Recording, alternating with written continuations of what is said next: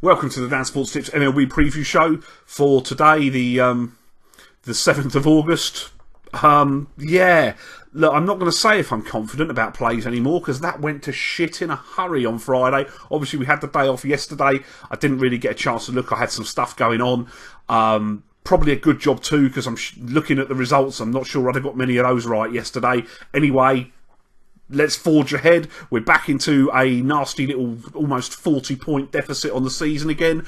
I think I know what the problem is. It's just a case of changing my mindset. I got involved in something earlier this year that took my usually fairly aggressive punting mindset and made it a little bit more defensive and negative, and I'm going to try and get back to what I was doing when we got on the roll to sort of 200 points almost up on the year, because clearly what I got involved in and the mindset change hasn't helped me at all. So I'm going to forge on, trust my process, trust that I know what I'm doing, and here are today's plays.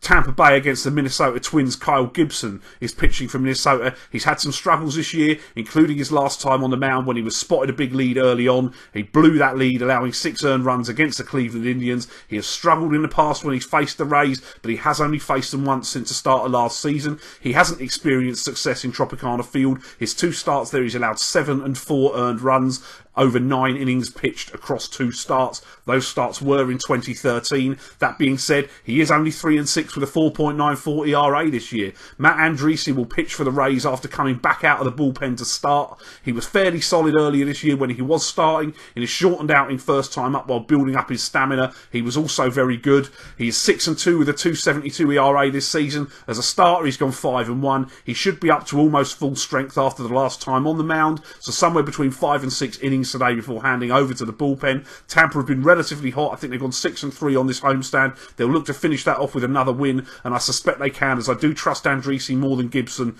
in this matchup, so I'm going to play Tampa on the run line. The Toronto Blue Jays are facing off against the Kansas City Royals. The Jays will get to face Yordano Ventura today. The power bats of the Blue Jays are exactly the sort of lineup that can lead to one of Ventura's nightmare starts that he can and does have. He struggled with command in his last start, walking 4 and allowing 6 hits scattered across 5 innings. The Blue Jays will hurt you if you do that against them. He will not be let off with just the 2 runs like the Rays did last time. Marcus Stroman, who pitching for Toronto today, has not exactly developed into the ace that the Jays were hoping for when David Price left in the winter. He has been at best solid with an 8-4 record, 4.74 ERA on the year, but he has settled down in the last month, going 2-1 with a 3.72 mark in his last 7 starts, including 8 innings of 2-run ball against today's opponents, the Royals. Toronto look a solid play as they've got the more consistent pitcher, they've got easily the more consistent lineup and a greater power threat in this game, so we will play on the Blue Jays on run lines today.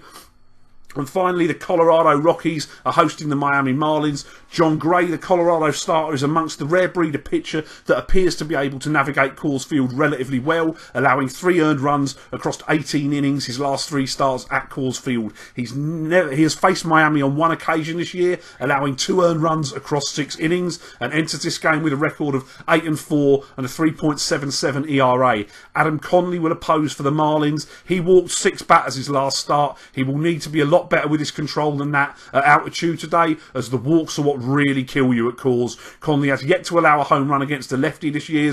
The Rockies do have a few lefty power threats, but he does allow a batting average over 300 against lefties, so Blackman and Gonzalez in particular at the top of the order could well be setting the table for the likes of Arenado and Reynolds, the righty bats behind them. The Rockies plated 12 runs last night, so a swing in the bat well, and I think they will back their young, effective pitcher with runs today. As a side note, Ichiro Suzuki should play and may well get his 3,000th hit here.